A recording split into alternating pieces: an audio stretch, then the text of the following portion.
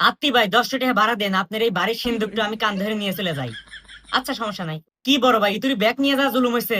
তাহলে ব্যাগটা নিচে থুয়ে দেন, আমি আতুর দিয়ে বাইরে বেড়ে চাটকা বানাইতেছি। দেখতে পাচ্ছি বিশাল একটা ট্রেন আসতেছে।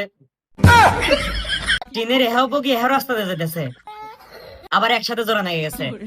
ম্যাডাম টিকিটটা দেন প্লিজ। ওকে, কিন্তু রাইসার পাশার তলে একটু ছল আছিল। ম্যাডাম এটা কি আপনার ছল? ভাই এই নেন আপনার টিকিট। গাইস এই ট্রেন চলে হচ্ছে ট্রেনের ভিতরে যতক্ষণ আগুন জ্বলবো।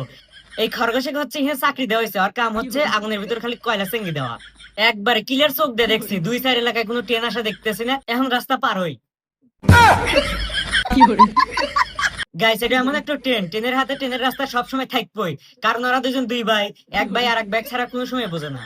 আর এই ট্রেন চলার সময় 4জন লোক থাকে, রাস্তা নিয়ে যাবার সামনে নাগা দেয়। ট্রেন যে জোরে যাইতেছে, কিন্তু ট্রেনের আগে কচ্ছপই দৌড় দিয়ে চলে যেতেছে।